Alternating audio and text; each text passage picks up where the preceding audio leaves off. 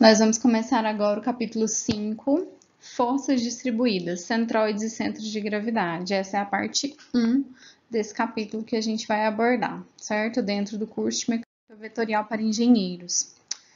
Centro de gravidade, então, é o ponto que se move como se toda a massa do sistema estivesse concentrada nele e como se todas as forças externas estivessem aplicadas neste ponto. Conforme a figura ao lado, vocês podem observar que o G é o centro de gravidade dessa figura e W é o peso, é o vetor peso do corpo. Então, o centro de gravidade é o ponto que se move como se todo o peso desse corpo, toda a massa dele estivesse localizada nesse ponto. O centroide, por sua vez, é um ponto espacial em que as coordenadas são as médias das coordenadas dos pontos que formam a figura. Se o corpo for homogêneo, o centroide coincide com o centro geométrico. Corpos bidimensionais compostos. Em muitas situações, uma placa plana pode ser dividida em 3 retângulos ou outras formas usuais. Então, aí à direita eu tenho uma placa plana e essa placa tem um centro de gravidade C, cujas coordenadas são x médio e y médio, ambos em letra maiúscula, que são as coordenadas do centro de gravidade da placa toda, certo?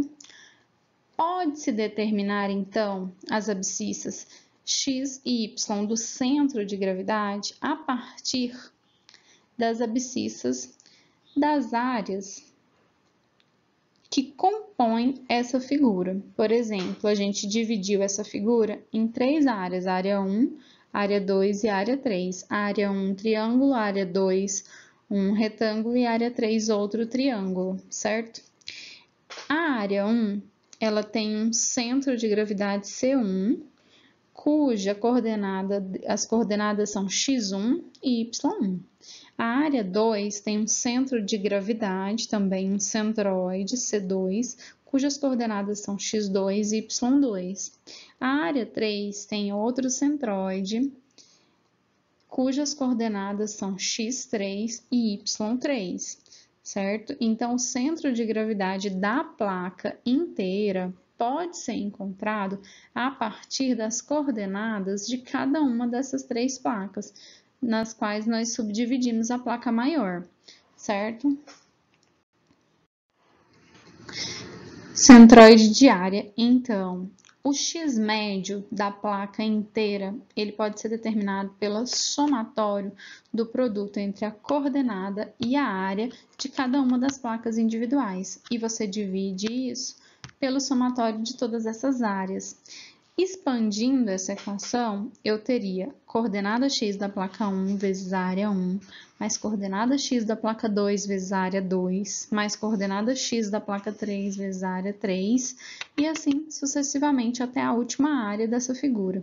Dividido, então, pela soma das áreas, ou seja, pela área total dessa placa. Para y, a gente procede da mesma forma, só que a coordenada y, então, do centro de gravidade, desse centroide, vai ser o somatório de y vezes a área de cada uma das placas individuais, dividido pela área total, certo? E a gente define também o momento de primeira ordem. O momento de primeira ordem em relação a y, ele é QY, e ele é igual ao somatório do produto entre a coordenada e a área de cada uma das placas individuais. E o momento de primeira ordem em relação a x é igual ao somatório desse produto entre a coordenada y e as áreas individuais. Centroides de superfícies planas de formatos usuais, ou seja, aqui nós temos várias superfícies e para essas superfícies que são padrões, a gente vai usar muito, encontrar muito elas nos problemas, a gente tem uma tabela que vai me mostrar qual é a posição do x médio, do y médio E qual a fórmula que calcula a área dessa figura plana. Por exemplo, para a superfície de 1/4 de círculo. Então, tá aí, tem um desenho de 1/4 de círculo. A coordenada x dela vai ser calculada a partir dessa fórmula, que é 4r sobre 3π, para você saber qual a localização do centroide em x, certo? E a localização do centroide dessa superfície de 1/4 de círculo em y vai ser 4 vezes r dividido por 3π também, certo? Já a área desse 1/4 de círculo é calculada por πr² sobre 4, né? Que é a área do círculo dividido por 4, que é 1/4 de círculo. Já a superfície semicircular, em x vai estar localizado no zero, porque a gente coloca o zero do sistema de coordenadas no centro, né? Y vai ser 4r sobre 3π, a altura, certo? Desse centroide. E a área desse semicírculo é πr² sobre 2. Só um exemplo para vocês. Então, aqui nós temos outras superfícies usuais, por exemplo, superfície de 1/4 de uma elipse, superfície semielíptica, superfície semiparabólica, superfície parabólica, certo? Superfície sobre um arco parabólico. Então, eu tenho várias superfícies aí. Superfície de 1/4 de elipse, por exemplo. A coordenada x desse centroide é 4 vezes a dividido por 3π, sendo que a está mostrando aí na figura da superfície semielíptica, certo? O que é a? É a base desse 1/4 de elipse. E b, que é para calcular o y, é a altura desse 1/4 de elipse. Já a área dessa superfície de 1/4 de elipse, ela é dada como sendo π vezes a vezes b dividido por 4. E a área da superfície semielíptica é π vezes a vezes b dividido por 2. Só para dar um exemplo para vocês sobre como vocês vão analisar isso aí. Aqui são outras superfícies, né, usuais. Eu tenho superfície sobre um arco exponencial qualquer, um setor circular, arco de 1/4 de círculo, arco semicircular, arco de círculo. Então, são fórmulas que vocês vão encontrar aí muito ao longo do estudo. Aqui eu faço um problema resolvido para que vocês possam entender qual que é a técnica que a gente usa para facilitar os cálculos, certo? Então, esse problema ele me diz o seguinte: para a superfície plana mostrada, determine os momentos de primeira ordem em relação aos eixos x e y e a localização do centroide. Então, o que eu preciso? Eu quero, o exercício está me pedindo a localização do centroide, ou seja, x e y do centroide, e ele está me pedindo também os momentos de primeira ordem em relação a x e y. Beleza, como que eu faço isso? Vamos observar essa figura plana. A estratégia que eu ensinei para vocês é dividir essa figura plana em várias figuras de área mais simples, certo? Então, como que a gente faz isso? Eu peguei essa figura plana e dividi ela em um retângulo, em um triângulo, em um semicírculo e um círculo. É importante vocês perceberem que quando a gente sobrepõe o retângulo, o triângulo e o semicírculo, nós temos a mesma figura, só que sem o buraco. Esse buraco ele está sendo representado pelo círculo, a última figura aí do canto direito da tela, certo? Então, vamos lá. As dimensões são todas dadas no problema.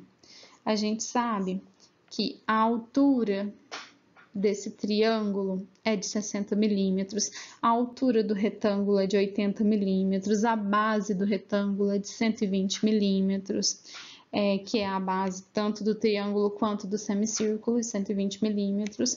Nós sabemos que o raio do semicírculo é de 60 milímetros, que está na figura inicial. O raio do círculo interno é de 40 milímetros. Então, todas essas dimensões, elas têm que ser analisadas. Por quê? Porque a gente tem que compor uma tabela A primeira coluna dessa tabela, a gente vai colocar os componentes. Quais são os componentes que nós temos? Nós temos um retângulo, um triângulo, um semicírculo e um círculo. Na segunda coluna dessa tabela, a gente vai colocar a área de cada uma dessas figuras geométricas. Ok, então como que a gente calcula a área da nossa primeira figura, do retângulo? Não é base vezes altura? A altura dele é 80 e a base é 120. 80 vezes 120, 9,6 ao cubo. Triângulo, por sua vez, como que a gente calcula a área? Não é base vezes a altura dividido por 2? A base desse triângulo é 120, a alturinha dele é 60. Então, multiplica isso, divide por 2, eu tenho 3,6 vezes 10 ao cubo. Pronto, semicírculo agora. Calcular a área do semicírculo, não é πr ao quadrado dividido por 2? Pois é. R aí é 60, pega 60, eleva ao quadrado, multiplica por 3,14, divide por 2, que vocês vão encontrar 5,655 vezes 10 ao cubo. E agora a gente tem que calcular a área do círculo, que é a que a gente conhece bem, né? Trabalha muito, πr ao quadrado. Só calcular, o raio do círculo é 40 milímetros, eleva 40 ao quadrado, multiplica por 3,14 e a gente chega em 5,027 vezes 10 ao cubo. Ah, mas professor, por que que a área do círculo ficou negativa? O que que significa a área negativa? Vamos observar a nossa figura inicial. Vocês percebam que o círculo, ele é exatamente o formato que está faltando na nossa figura. A gente subtrai, então, a área do buraco, entendeu? Toda vez que tiver um buraco, a gente tem que subtrair essa área no nosso cálculo final. Aqui embaixo, ó, o somatório das áreas, é só pegar essas áreas e somar elas, subtraindo a área do círculo. Terceira coluna, então, é a posição do centroide X de cada uma das minhas figuras, do retângulo, do triângulo, do semicírculo e do círculo. Então, qual que é a posição do centroide do retângulo? Se eu sei que a base toda é 120 milímetros, o centro desse retângulo vai estar em 60 milímetros. Ok, agora vamos para o triângulo. A base do triângulo toda é 120, certo? Mas para encontrar o centroide do triângulo, tanto em x quanto em y, a gente tem que dividir a base por 3 para achar o centroide x e dividir a altura por 3 para achar o centroide y. Então, a base é 120, você divide ela por 3 e você encontra o centroide x, que é 40. Semicírculo. Ok, o centroide está bem no meio. A base dessa figura vale 120, então o centroide está em 60. Já o centroide do círculo, gente, percebam, ele está também exatamente sobre os 60, ok? Agora a gente vai colocar na quarta coluna a posição do centroide Y, a posição Y do centroide, certo? Para todas as figuras, retângulo, triângulo, semicírculo e círculo. A posição do centroide em Y do retângulo, ela está em 40 milímetros. Olhem para a figura, a altura dele não é 80, então o centroide dele está na metade, em 40. Já o triângulo, que é a nossa segunda figura aí, a alturinha dele aí para baixo é de 60. Lembra que eu falei que para encontrar o centroide, a altura do centroide, você precisa dividir por 3, sempre que for um triângulo, tanto a base como a altura? Pois é, se a gente sabe que a altura desse triângulo aí é 60, a gente divide ela por 3. 60 dividido por 3 dá 20. Por que que o 20 está negativo aí na coluna 4? Porque ele está abaixo de zero. Percebam, o x está na base desse triângulo, esse triângulo está de cabeça para baixo, né? Então, a localização desse centroide está abaixo de zero, está negativa, por isso que ela é menos 20. Agora, a gente quer saber a altura do centroide do semicírculo. Bora lá. o semicírculo, ele tá acima do triângulo. Então, ele tá acima do triângulo, não, desculpa, do retângulo. Então, ele tá acima dos 80 milímetros. E essa alturinha, que é a alturinha aqui do semicírculo, do Y desse centroide, a gente calcula com 4 vezes o raio desse semicírculo dividido por 3π, que está lá daquelas tabelas que eu mostrei para vocês dos slides anteriores. Quando eu calculo isso, 4 vezes 60 milímetros dividido por 3π, eu encontro 25,46 milímetros. Eu pego esse valor, 25,46, que é essa alturinha aqui, e somo com os 80, porque eu quero saber a posição desse centroide em relação ao x e y, meu sistema de coordenadas aí. Então, 80 mais 25,46 vai dar 105,46, que está aí na coluna 4 da nossa tabela, no semicírculo. Agora o círculo, bora lá. A altura y do centro desse semicírculo, na figura original a gente já percebe, na primeira figura a gente já percebe que o centro desse círculo, ele está a uma altura de 80 milímetros. Então, eu venho aqui e coloco y do círculo, do centroide do círculo, em 80 milímetros. Agora, na quinta coluna, a gente vai pegar o centroide x e multiplicar pela área da figura. Então, é só eu pegar a área, que é 9, olha, para o retângulo, a área 9,6 vezes 10 ao cubo, multiplicado por 60. Isso aqui vai dar 576 vezes 10 ao cubo. Próximo, eu vou pegar a área do triângulo, 3,6 vezes 10 ao cubo, e multiplicar pela posição x dele, 40. Eu vou encontrar 144 vezes 10 ao cubo. Agora, o próximo, vamos encontrar esse produto para o semicírculo. Vou pegar a área do semicírculo, que é 5,655, e multiplicar ela pela posição em x, que é 60. E eu vou encontrar 339,3 vezes 10 ao cubo. Agora, para o círculo, a área dela não é menos 5,027, aí eu vezes 10 ao cubo, vezes 60, que é o x. Eu vou encontrar 301,6 vezes 10 ao cubo. E aqui eu também carrego o sinal negativo para o produto, porque se a área é negativa, esse produto também tem que estar negativo.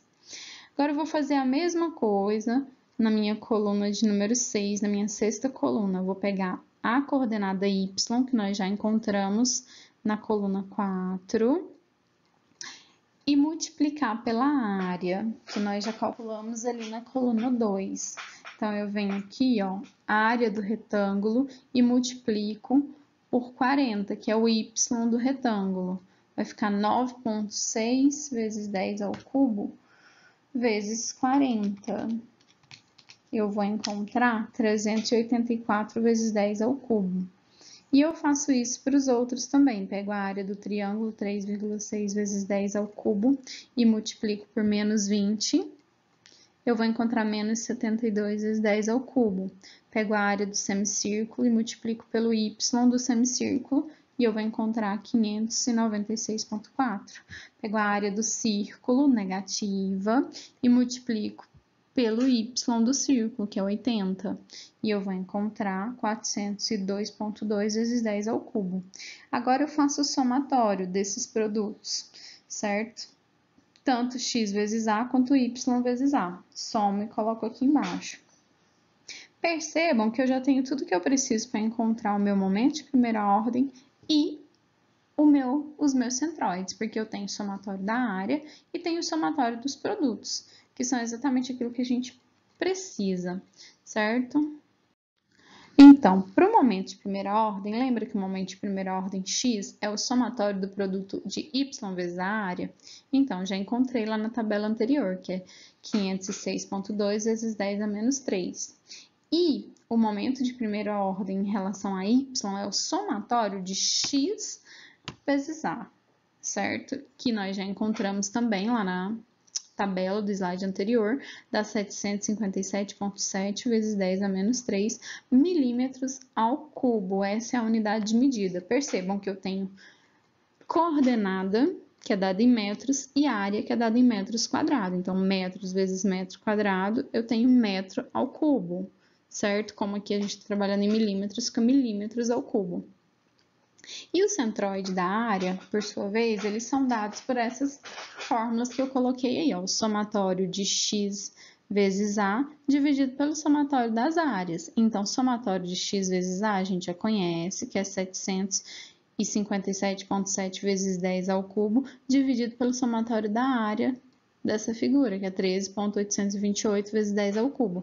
Quando eu faço essa divisão, eu encontro 54,8 milímetros. Então, 54,8 milímetros é a localização X do meu centroide.